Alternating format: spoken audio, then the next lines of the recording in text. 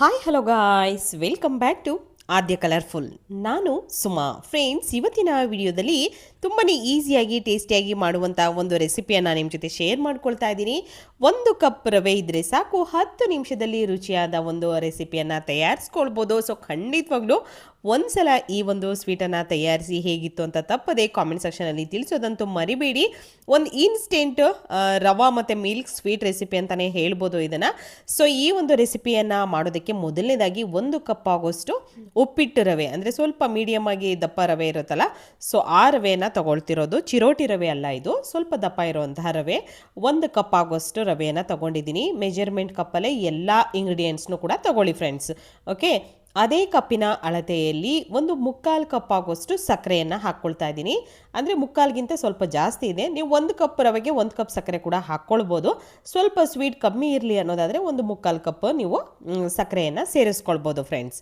ನೋಡ್ಬೋದು. ಈಗ ಒಂದ್ಸಲ ಚೆನ್ನಾಗಿ ಇದನ್ನು ಎರಡನ್ನೂ ಕೂಡ ಚೆನ್ನಾಗಿ ಮಿಕ್ಸ್ ಮಾಡ್ಕೊಳ್ತೀನಿ ಮೊದಲನೇದಾಗಿ. ಫ್ರೆಂಡ್ಸ್, ನೀವೆಲ್ಲರೂ ಫಸ್ಟ್ ಟೈಮ್ ನನ್ನ ಚಾನಲ್ಗೆ ವಿಸಿಟ್ ಮಾಡಿದರೆ ಪ್ಲೀಸ್ ಚಾನಲ್ನ ಸಬ್ಸ್ಕ್ರೈಬ್ ಮಾಡ್ಕೊಳ್ಳಿ, ಹಾಗೆ ಲೈಕ್ ಮಾಡಿ ಮತ್ತು ಹೆಚ್ಚು ಶೇರ್ ಮಾಡೋದಂತೂ ಮರಿಬೇಡಿ. ತುಂಬ ಈಸಿಯಾಗಿ ಮಾಡ್ಕೊಳ್ಳುವಂತಹ ಒಂದು ಸ್ವೀಟ್ ರೆಸಿಪಿ ಇದು. ಸೊ ಇಲ್ಲಿ ಒಂದು 3 ಏಲಕ್ಕಿಯನ್ನು ತಗೊಂಡಿದ್ದೀನಿ. ಏಲಕ್ಕಿಯನ್ನು ಇವಾಗ ಬಿಡಿಸಿ ಈ ಮಿಕ್ಸಿ ಜಾರ್ಗೆ ಹಾಕ್ಕೊಳ್ಳೋಣ.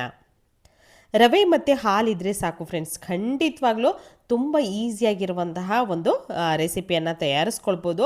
ಯಾರಿಗೆಲ್ಲ ಸ್ವೀಟ್ ತಿನ್ನಬೇಕು ಅನ್ನಿಸ್ತಾ ಇರುತ್ತಲ್ಲ, ದಿಢೀರಾಗಿ ಏನಾದರೂ ಸ್ವೀಟ್ ಮಾಡಬೇಕು ಅಂತ ಅನಿಸಿದರೆ ಖಂಡಿತ ಇದನ್ನು ಸಂಜೆ ಟೀ ಟೈಮ್ಗೆ ಕೂಡ ನೀವು ಸ್ನ್ಯಾಕ್ಸ್ ಆಗಿ ಕೂಡ ಮಾಡ್ಕೋಬೋದು. ಸೊ ಇವಾಗ ಪೌಡರ್ ಮಾಡ್ಕೊಂಡಿದ್ದೀನಿ, ನೋಡ್ಬೋದು. ಮಿಕ್ಸಿ ಜಾರ್ಗೆ ಹಾಕ್ಕೊಂಡು ಪೌಡರ್ ಮಾಡಿರೋ ಅಂಥದ್ದನ್ನು ಈಗ ನಾನು ಇಲ್ಲಿ ತೋರಿಸ್ತಾ ಇದ್ದೀನಿ. ಸಕ್ಕರೆ, ಏಲಕ್ಕಿ ಹಾಗೆ ರವೆ ಇಷ್ಟನ್ನು ಕೂಡ ಪೌಡರ್ ಮಾಡ್ಕೊಂಡಿರೋ ಅಂಥದ್ದು. ಪೌಡರ್ ಆಗಿರೋಂಥ ಮಿಶ್ರಣ ನೀವು ನೋಡ್ಬೋದು, ಈ ರೀತಿಯಾಗಿ ಆಗಿದೆ. ಸೊ ಇದನ್ನು ಒಂದು ಬೌಲಿಗೆ ಹಾಕ್ಕೊಳ್ಬೇಕಾಗತ್ತೆ. ಸೊ ನೋಡ್ಬೋದು, ಇಲ್ಲಿ ಒಂದು ಬೌಲಿಗೆ ಸೇರಿಸ್ಕೊಳ್ತಾ ಇದ್ದೀನಿ. ತುಂಬ ಈಸಿಯಾಗಿ ಮಾಡ್ಕೊಳ್ಳುವಂತಹ, ಮನೆಯಲ್ಲಿರುವಂತಹ ಪದಾರ್ಥಗಳನ್ನು ಉಪಯೋಗಿಸಿ ಮಾಡುವಂತಹ ಒಂದು ರೆಸಿಪಿ ಇದು. ಸೊ ನೋಡಿ, ಈಗ ಎಲ್ಲದನ್ನು ಕೂಡ ಹಾಕ್ಕೊಂಡಿದ್ದೀನಿ. ಹಾಕಿದ ನಂತರ ಇವಾಗ ನಾವು ಇದಕ್ಕೆ ಎಣ್ಣೆಯನ್ನು ಸೇರಿಸ್ಕೊಳ್ಬೇಕಾಗತ್ತೆ. ಎಣ್ಣೆ ಅಥವಾ ತುಪ್ಪ ಯಾವುದನ್ನು ಬೇಕಿದ್ರೂ ಹಾಕ್ಕೊಳ್ಬೋದು ನೀವು. ಸೊ ಸ್ವಲ್ಪ ತಣ್ಣಗಾಗಲಿ ಅನ್ನೋದಕ್ಕೆ ಅದನ್ನು ಆ ರೀತಿಯಾಗಿ ಮಾಡ್ಕೊಂಡಿದ್ದೀನಿ. ಈಗ ಒಂದು 2 ಟೇಬಲ್ ಸ್ಪೂನ್ ಆಗೋಷ್ಟು ಎಣ್ಣೆಯನ್ನು ಸೇರಿಸ್ಕೊಳ್ತಾ ಇದ್ದೀನಿ. ನೋಡ್ಬೋದು, ಇಲ್ಲಿ ಎಣ್ಣೆ ಅಥವಾ ತುಪ್ಪ ಯಾವುದನ್ನು ಬೇಕಿದ್ರೂ ನೀವು ಹಾಕ್ಕೊಳ್ಬೋದು. ಇಷ್ಟನ್ನು ಕೂಡ ಹಾಕಿದ ನಂತರ ನಾವು ಇದಕ್ಕೆ ಒಂದು 3-4 ಸ್ಪೂನ್ ಆಗುವಷ್ಟು ನಾವಿಲ್ಲಿ ಡೆಸಿಕೇಟೆಡ್ ಕೋಕೋನಟ್ ಪೌಡರ್ನ ಹಾಕ್ಕೊಳ್ಬೇಕಾಗತ್ತೆ. ಸೊ ಮನೆಯಲ್ಲಿದ್ದರೆ ಉಪಯೋಗಿಸಿ, ಇಲ್ಲ ಅಂತಂದರೆ ನೀವು ಮನೆಯಲ್ಲಿಯೇ ಡೆಸಿಕೇಟೆಡ್ ಕೋಕೋನಟ್ ಪೌಡರ್ನ ಮನೆಯಲ್ಲಿ ಮಾಡ್ಕೋಬೋದು.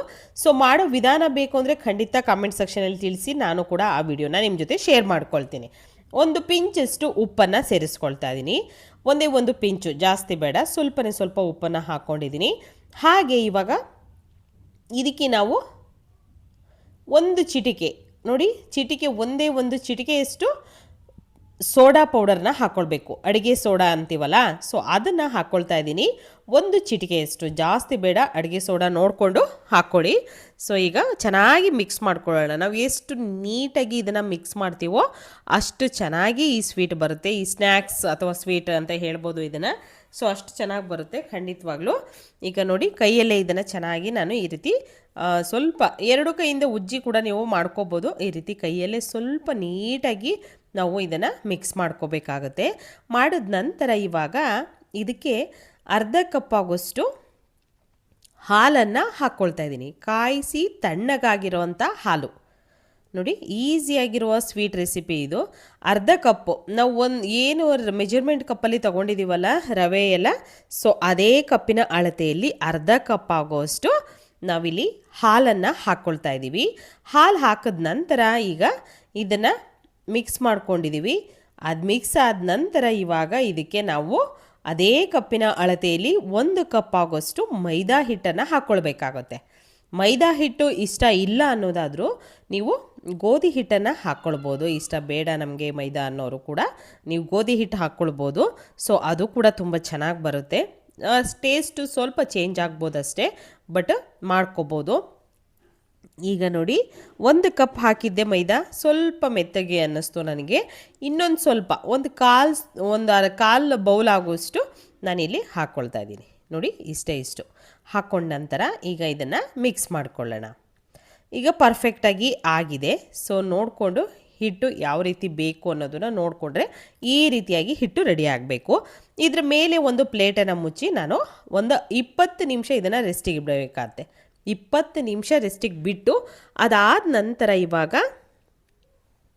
ಟೈಮ್ ಇತ್ತು ಅಂದರೆ ನೀವು ಅರ್ಧ ಗಂಟೆ ಬಿಟ್ಟರೂ ನಡೆಯುತ್ತೆ.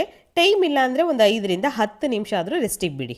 ಓಕೆ, ಒಂದು 5ರಿಂದ 10 ನಿಮಿಷ ಆದ ನಂತರ ಇವಾಗ ತೋರಿಸ್ತಾ ಇದ್ದೀನಿ. ಈ ರೀತಿಯಾಗಿ ಸ್ಪೂನಲ್ಲಿ ಇದನ್ನು ಏನು ನಾದಕ್ಕೆ ಹೋಗ್ಬಿಡಿ, ಏನು ಮಾಡೋಕ್ಕೆ ಹೋಗ್ಬಿಡಿ. ಸ್ಪೂನಿಂದ ಸ್ವಲ್ಪ ಹಿಟ್ಟನ್ನು ತಗೊಳ್ಳಿ. ಈ ರೀತಿಯಾಗಿ ಕೈಗೆ ಸ್ವಲ್ಪ ತುಪ್ಪವನ್ನು ಹಚ್ಕೊಂಡು, ತುಪ್ಪ ಅಥವಾ ಎಣ್ಣೆ ಯಾವುದನ್ನು ಬೇಕಿದ್ರೂ ಆಯಿತು. ಸೊ ಈ ರೀತಿಯಾಗಿ ಮಾಡಿಕೊಂಡ್ರೆ ಮುಗೀತು. ನೋಡಿ, ಚಿಕ್ಕದಾಗಿ ನೀವು ಮಾಡಿಕೊಂಡ್ರೆ ಸಾಕು. ಪೇಡ ಮಾಡ್ತೀವಲ್ಲ ಆ ಆಕಾರದಲ್ಲಿದ್ದರೆ ಸಾಕಾಗುತ್ತೆ.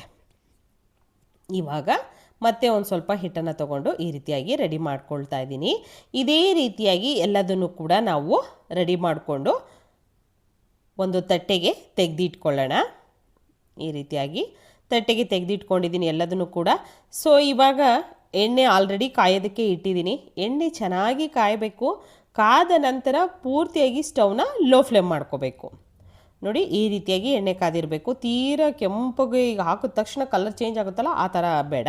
ಸ್ವಲ್ಪ ಎಣ್ಣೆ ಕಾದಿರಬೇಕು. ಅದಾದ ನಂತರ ಎಲ್ಲದನ್ನು ಕೂಡ ಇವಾಗ ಸ್ವಲ್ಪ ದೂರ ಹಾಕ್ಕೊಳ್ತೀನಿ.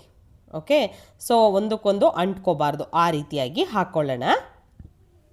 ಹಾಕಿದ ನಂತರ ಈಗ ಸ್ವಲ್ಪ ಹೊತ್ತು ಒಂದು 2ರಿಂದ 3 ಸೆಕೆಂಡ್ವರೆಗೂ ಇದನ್ನು ಬೇಯೋದಕ್ಕೆ ಬಿಡೋಣ. ಸ್ಟವ್ನ ಆದಷ್ಟು ಲೋ ಫ್ಲೇಮಲ್ಲೇ ಇಟ್ಕೊಳ್ಳಿ, ಹೈ ಫ್ಲೇಮ್ ಬೇಡ. ತಾನಾಗಿಯೇ ಕಲರ್ ಚೇಂಜ್ ಆಗುತ್ತೆ. ಸೊ ನೀವೇನು ಅದ್ರ ಬಗ್ಗೆ ಕಲರ್ ಹಾಕಬೇಕು ಏನು ಆ ಥರದ್ದು ಏನು ಸಮಸ್ಯೆನೇ ಇಲ್ಲ. ಈ ರೀತಿಯಾಗಿ ನೀವು ಟರ್ನ್ ಮಾಡಿ ಎರಡೂ ಸೈಡ್ ಕೂಡ ಗೋಲ್ಡನ್ ಕಲರ್ ಬರೋ ಹಾಗೆ ಫ್ರೈ ಮಾಡ್ಕೋಬೇಕಾಗುತ್ತೆ. ಸೊ ತುಂಬಾ ಈಸಿಯಾಗಿ ಮಾಡ್ಕೊಳ್ಳುವಂತಹ ಒಂದು ರೆಸಿಪಿ ಇದು. ಸೊ ಖಂಡಿತವಾಗ್ಲೂ ಎಲ್ಲರಿಗೂ ಕೂಡ ಇಷ್ಟ ಆಗುತ್ತೆ ಈ ಒಂದು ರೆಸಿಪಿ. ಟೇಸ್ಟು ಅಂತೂ ಅದ್ಭುತವಾಗಿರುತ್ತೆ. ಸೊ ಈಗ ಎರಡೂ ಸೈಡ್ ಕೂಡ ನಾನು ಬೇಯಿಸ್ಕೊಳ್ತಾ ಇದ್ದೀನಿ. ಚೆನ್ನಾಗಿ ಒಳಗಡೆಯಿಂದ ಅದು ಕ್ರಿಸ್ಪಿಯಾಗಿ ಬರಬೇಕು, ಅದಕ್ಕೋಸ್ಕರ ಈ ರೀತಿಯಾಗಿ ಬೇಯಿಸ್ಕೊಂಡಿದ್ದೀನಿ ಎಣ್ಣೆಯಲ್ಲಿ. ಚೆನ್ನಾಗಿ ಆಗಿದೆ. ಆಗಿರೋವಂಥದ್ದನ್ನು ಇವಾಗ ಒಂದು ಟಿಶ್ಯೂಗೆ ತೆಗೆದಿಟ್ಕೊಳ್ತಿದ್ದೀನಿ ಎಲ್ಲದನ್ನು ಕೂಡ. ಮತ್ತೊಂದು ಬ್ಯಾಚು ನಾನು ಹಾಕ್ಕೊಂಡು ಎಣ್ಣೆಯಲ್ಲಿ ಫ್ರೈ ಮಾಡ್ಕೊಳ್ತೀನಿ. ಸೊ ಆದಷ್ಟು ಸ್ವಲ್ಪ ಎಣ್ಣೆಯನ್ನು ಈ ಒಂದು ರೆಸಿಪಿ ಮಾಡಬೇಕಾದ್ರೆ ಎಣ್ಣೆ ಸ್ವಲ್ಪ ಜಾಸ್ತಿ ಬಿಡಿ. ಆಗ ನಿಮಗೆ ತುಂಬ ಈಸಿಯಾಗಿರುವಂತಹ ಒಂದು ಟೇಸ್ಟಿಯಾಗಿರುವಂತಹ ರೆಸಿಪಿ ಬರೋದಕ್ಕೆ ಸಾಧ್ಯ ಆಗುತ್ತೆ. ಶಲೋ ಫ್ರೈ ಎಲ್ಲ ಮಾಡಿದ್ರೆ ಅಷ್ಟು ಚೆನ್ನಾಗಿ ಬರೋದಿಲ್ಲ, ಡೀಪ್ ಫ್ರೈನೇ ಮಾಡಬೇಕಾಗುತ್ತೆ. ಸೊ ಈ ಒಂದು ರೆಸಿಪಿ ನೀವು ಕೂಡ ತಯಾರಿಸಿ ಹೇಗಿತ್ತು ಅಂತ ತಪ್ಪದೆ ಕಾಮೆಂಟ್ ಸೆಕ್ಷನಲ್ಲಿ ತಿಳಿಸಿ. ಇವತ್ತಿನ ಈ ಒಂದು ಸ್ವೀಟ್ ರೆಸಿಪಿ ಇಷ್ಟ ಆಗಿದೆ ಅಂತ ನಾನು ಭಾವಿಸ್ತೀನಿ ಫ್ರೆಂಡ್ಸ್. ಖಂಡಿತವಾಗ್ಲೂ ಆಗಿರುವಂಥ ಒಂದು ಸ್ವೀಟನ್ನು ನಾನು ಇವಾಗ ತಟ್ಟೆಗೆ ಸರ್ವ್ ಮಾಡ್ಕೊಳ್ತಾ ಇದ್ದೀನಿ. ನೀವು ಕೂಡ ನೋಡ್ಬೋದು ಎಷ್ಟು ಅದ್ಭುತವಾಗಿರುವಂತಹ ಒಂದು ಟೇಸ್ಟಿಯಾಗಿರುವಂತಹ ರೆಸಿಪಿ ಬಂದಿದೆ ಅಂತ. ಸೊ ಇವತ್ತಿನ ಈ ವಿಡಿಯೋ ನಿಮಗೆ ಇಷ್ಟ ಆಗಿದೆ ಅಂತ ಭಾವಿಸ್ತೀನಿ. ಇವತ್ತಿನ ಈ ವಿಡಿಯೋನ ಇಲ್ಲಿಗೆ ಮುಗಿಸ್ತಾ ಇದ್ದೀನಿ. ಮತ್ತೆ ಇನ್ನೊಂದು ಹೊಸ ವಿಡಿಯೋ ಜೊತೆ ಬರ್ತೀನಿ ಫ್ರೆಂಡ್ಸ್. ಅಲ್ಲಿವರೆಗೂ take care, bye, see you.